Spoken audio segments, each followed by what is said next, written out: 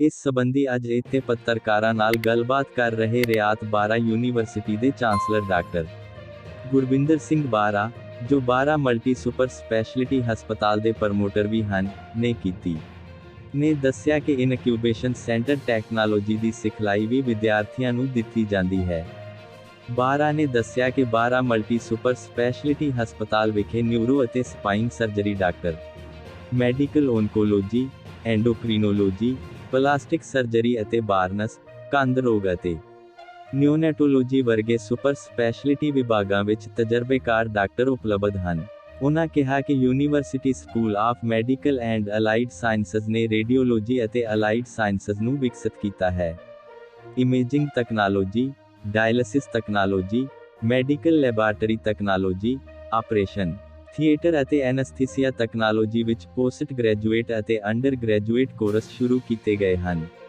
इस नाल automation, cardiovascular technology, emergency responder और ICU टैक्नीशियन कोर्स भी शुरू किए गए हैं। अमृतसर तो रिपोर्टर सुशील पदम नाल लक्की मेहरा रिपोर्टिंग। असी डिप्लोमा लैवल के कोर्स, असी ग्रैजुएट लैवल के कोर्स, पोस्ट ग्रैजुएट लैवल के कोर्स या जिस भी तरीके की एजुकेशन की डिमांड सी, जिन्हां दी जॉबां सीआं, असी वध तो वध करने की कोशिश की। अज जिहड़ा मेरा मकसद है तुहाडे तक प्रोवाइड कीती। जिस वे 2001 ਦੇ ਵਿੱਚ ਅਸੀਂ ਐਂਟਰ ਹੋਏ ਸੀਗੇ, उस वेले टैक्नीकल एजुकेशन की बहुत बड़ी लोड़ सी कंट्री नूं। साडी कंट्री दे विच सारा सिस्टम ऑटोमेशन ते होण जा रहा सीगा, सो कॉलेजां दी भी लोड़ सी। मैं रियात बाड़ा यूनीवर्सिटी का chancellor and chairman Gurvinder Singh बाड़ा। तो मेरा अज परपज़ इत्थे आउण दा स्पैशली उन्होंने बच्चों को इंपलॉयमेंट देनी है जोड़े +2 या अंडर ग्रैजुएट करके किसी न किसी कारण जॉबां नहीं लै सके। उन्होंने चाहे किसी भी स्ट्रीम के कोई पढ़ाई की होगा, वो मैडिकल के रिलेटेड खास करके मैडिकल अलाइड साइंसिस कोर्स करके वो अपनी जॉब लै सकते हैं, अपने आप को जॉब के लायक बना सकते हैं। तो वो वास्ते कई तरह के साढ़े को कोर्स आ जोड़ा बच्चा स्पैशली वीकेंड पर आके कर सकता, और 3 महीने का कोर्स भी हैगा, 6 महीने का कोर्स भी हैगा जी, तो 1 साल का कोर्स भी आ। तो ये श्योरिटी है कि जोड़ा बच्चा भी वो कोर्स कर लेंदा उन्होंने जॉब पक्की मिल जाती है।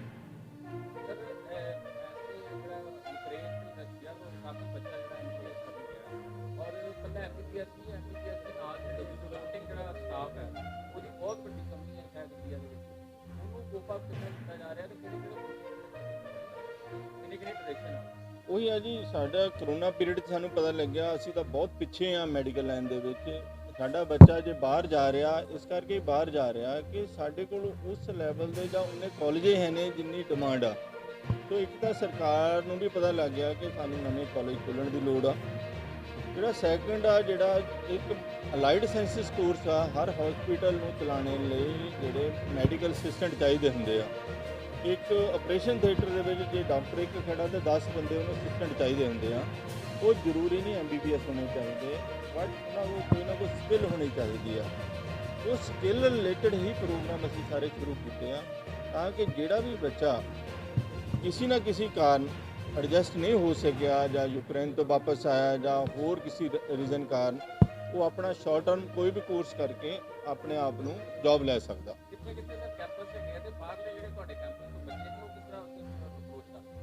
साढ़े कोल कैंपस तो ऑल सारे पंजाब के 4 कैंपस आ, हिमाचल साडा कैंपस आ, हरियाणे साडे कैंपस आ, पर जिहड़े असीं ये कोर्स शुरू किए मोहाली के नेड़े साडा खरड़ कैंपस आ, उत्थे साडा हॉस्पिटल आ, उस जगह सारे कोर्स शुरू किए जी।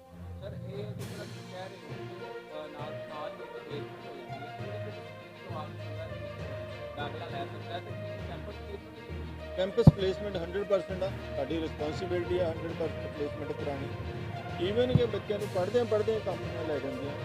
साडा एक एक्सपीरियंस आ ऑलरेडी साडे कोल dental college, nursing college, physiotherapy college पिछले 7-8 साल तो चलते हैं।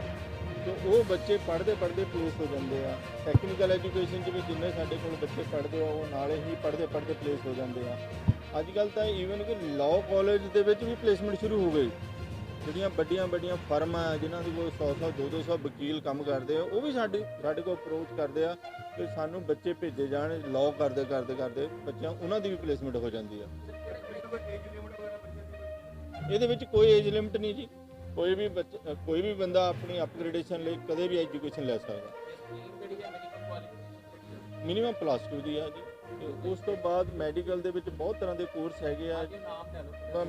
ਮੇਰੇ ਕੋਲ ਲਿਖਿਓ ਨਾਮ ਹੈਗੇ ਆ, ਮੈਂ ਤੁਹਾਨੂੰ ਲਿਸਟ ਵੀ ਦੇ ਦਿੰਦਾ। ਸਾਡੇ ਕੋਲ ਜਿਹੜੇ ਖਾਸ ਕਰਕੇ ਜਿਹੜੇ ਰੇਡੀਓਲੋਜੀ ਡਿਪਾਰਟਮੈਂਟ ਦੇ ਵਿੱਚ ਡਾਇਲਸਿਸ ਟੈਕਨੋਲੋਜੀ ਦੇ ਰਿਲੇਟਡ ਕੋਰਸ ਹੈਗੇ ਆ, ਐਕਸਰਾ ਰਿਲੇਟਡ ਹੈਗੇ ਆ, MLT ਰਿਲੇਟਡ ਹੈਗੇ ਆ, ਆਪਰੇਸ਼ਨ ਥੀਏਟਰ ਦੇ ਵਿੱਚ ਕਈ ਤਰ੍ਹਾਂ ਦੇ ਕੋਰਸ ਚੱਲਦੇ ਆ, ਉਹ ਹੈਗੇ ਆ ਜੀ। ਹਾਂਜੀ, ਤੇ ਅਨਾਟਮੀ ਡਿਪਾਰਟਮੈਂਟ ਆ, ਉਹਦੇ ਵਿੱਚ ਹੈਗੇ ਆ। ਸੋ ਬਹੁਤ ਤਰ੍ਹਾਂ ਦੇ ਕੋਰਸ ਆ, ਮੈਂ ਇੱਕ ਲਿਸਟ ਦੇ ਕੇ ਜਾਊਂਗਾ ਤੁਹਾਨੂੰ। ਆਰਥੋ ਫਿਜ਼ੀਓਥੈਰੇਪੀ ਦੇ ਵੀ ਹੈਗੇ ਆ। ਉਹਦੇ ਵਿੱਚ ਜੇ ਤਾਂ ਤੁਸੀਂ ਡਿਗਰੀ ਕਰਨੀ ਆ ਜੀ, ਉਹ ਤਾਂ 4 ਸਾਲ ਦਾ ਕੋਰਸ ਆ। ਬਟ ਅਗਰ ਸਰਟੀਫਿਕੇਸ਼ਨ ਕੋਰਸ ਕਰਨਾ 6 ਮਹੀਨੇ ਦਾ ਵੀ ਤੁਸੀਂ ਕਰ ਸਕਦੇ, 1 ਸਾਲ ਦਾ ਵੀ ਕਰ ਸਕਦੇ। ਨਹੀਂ, ਪ੍ਰੈਕਟਿਸ ਲਈ ਤਾਂ ਉਹਨੂੰ ਐਲੀਜੀਬਿਲਟੀ ਆਪਣੀ ਪੂਰੀ ਕਰਨੀ ਪੈਣੀ, ਬਟ ਕਿਸੇ ਨਾਲ ਅਸਿਸਟੈਂਟ ਬਣ ਸਕਦਾ।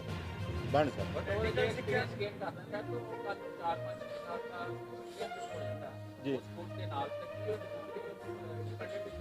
ਨਹੀਂ, ਇੰਡੀਪੈਂਡੈਂਟਲੀ ਜੋ ਗਵਰਨਮੈਂਟ ਦੀਆਂ ਨਾਰਮਾਂ ਉਹਨੂੰ ਬੰਦੇ ਨੂੰ ਪੂਰੀਆਂ ਕਰਨੀਆਂ ਪੈਣੀਆਂ। ਸਾਡਾ ਫਸਟ ਪਰਪਸ ਆ ਉਹਨੂੰ ਜੌਬ ਦੇ ਲਾਇਕ ਬਣਾਈਏ।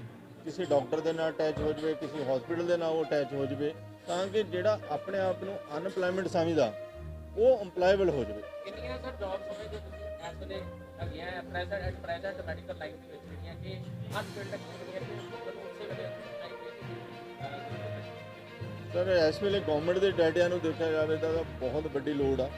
ਅਸੀਂ ਇਸ ਸਾਲ ਜਿਹੜਾ 800 ਸੀਟਾਂ ਜਿਹੜੀਆਂ ਸ਼ੁਰੂ ਕਰਨ ਲੱਗੇ ਹਾਂ। 800 ਮੰਨ ਲਓ ਬੱਚਿਆਂ ਦੇ ਨਾਲ ਜਿਹੜੇ ਸਾਰੇ ਕੋਰਸ ਸ਼ੁਰੂ ਕਰਾਂਗੇ ਅਸੀਂ, ਤਾਂ ਉਹ ਉਹਨਾਂ ਦੇ ਨਾਲ ਅਸੀਂ ਪਲੇਸਮੈਂਟ ਕਰਾਵਾਂਗੇ। ਅਗਲੇ ਸਾਲ ਨਵੇਂ 800 ਬੱਚੇ ਉਹ ਲਵਾਂਗੇ।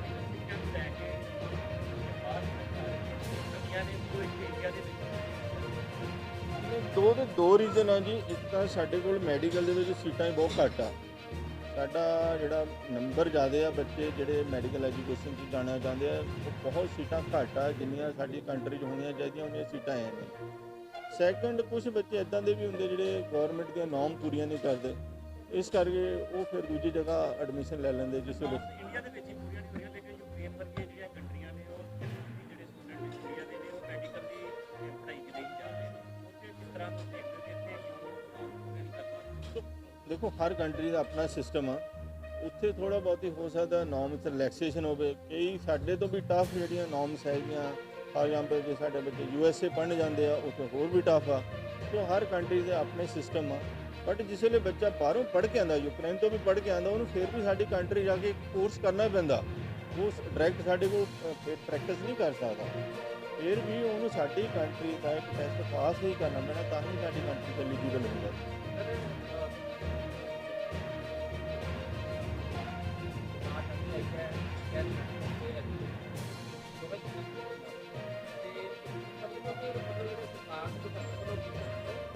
ਹਾਂਜੀ ਸਰ, ਅਸੀਂ ਸਰਕਾਰ ਦੇ ਨਾਲ ਵੀ ਟੱਚ ਆ।